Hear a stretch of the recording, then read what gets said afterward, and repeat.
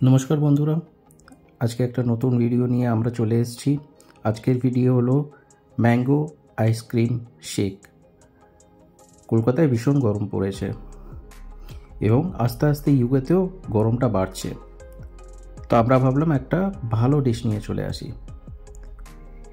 এর জন্য কি করলাম, একটু দুধ নিয়ে নিলাম। দুধটা নিয়ে 1.5-2 মিনিট মতো মাইক্রো ওভেনেই গরম করে নিলাম, তারপরে ওটাকে ঠান্ডা করতে ছেড়ে দিলাম। এই আমটা কিন্তু খুব সম্ভবত আমাদের দেশের ভারতীয় আম না। এখানে অনেক দেশ থেকে, ইউকেতে অনেক দেশ থেকেই আম অন্য অন্য জায়গা থেকে আসে। সেরমই একটা আম আমরা দেখলাম, সেটা নিয়ে চলে আসলাম। আমাদের ইন্ডিয়ান ম্যাঙ্গোসও পাওয়া যায় এখানে, কিন্তু ওইগুলো সব জায়গায় পাওয়া যায় না, আবার প্রচুর দাম হয়। তো এই দেখলাম এই আমটা আছে, একটা চান্স নিলাম।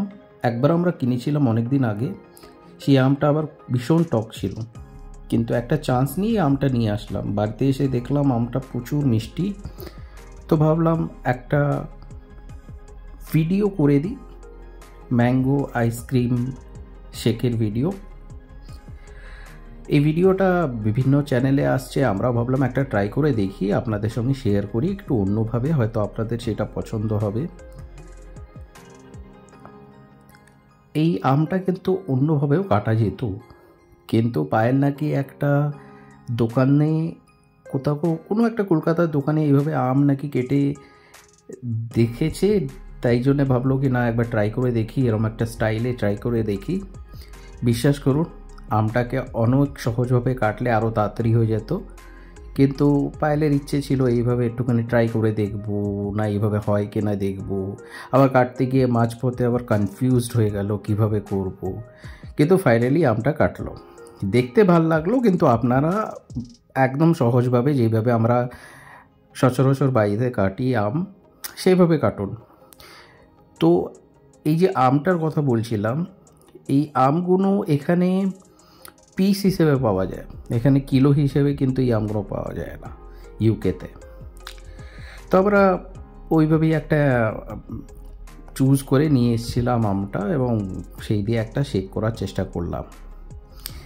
এবং এই আমটা আমরা যেটা মেইন জিনিস, আমরা যেটা একটুখানি ট্রাই করলাম একটু ডিফারেন্টভাবে, সেটা হলো একটুখানি আইসক্রিম দিয়ে।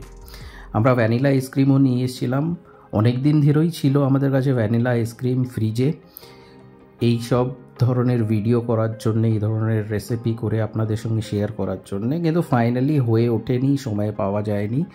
কিন্তু এই আজকে এই জিনিসটা ফাইনালি করেই নিলাম।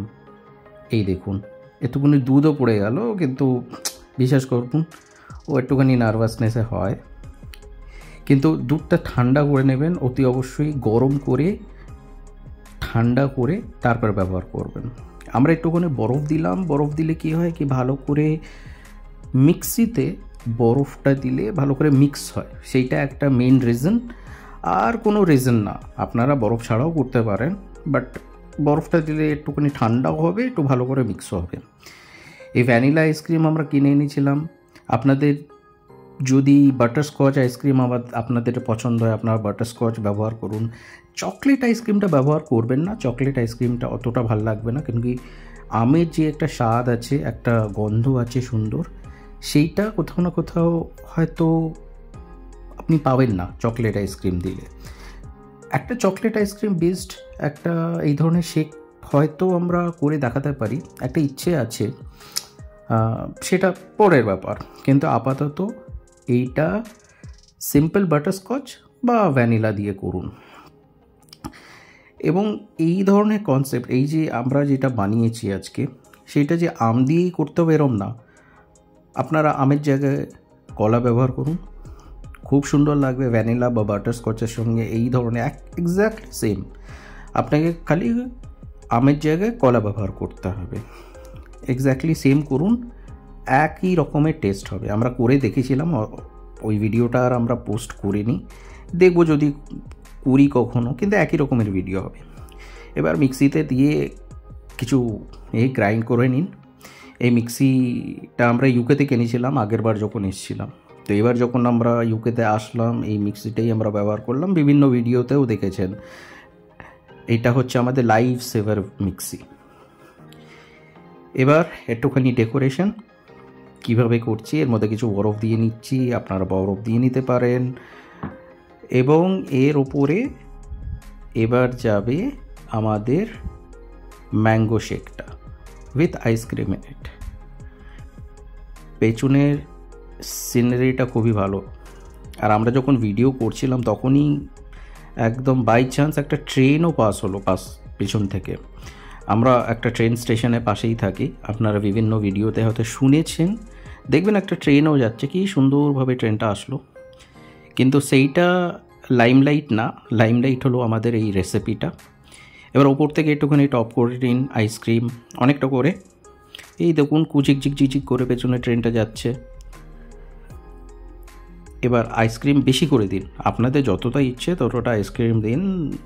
পায়েল তো পুরো ডিবাটাই দিয়ে দিত, বাট বললাম কি না বেশি না, অন্য ভিডিওর জন্যে অন্য দিনের জন্য ছাড়তে হবে একটুখানি, তাই জন্য একটু কমই আইসক্রিম দিল। তারপরে একটুখানি আমরা আমটাকে একটুখানি সাইডে বাঁচিয়ে রেখেছিলাম, সেটা দিয়ে দিলাম টপিংয়ে।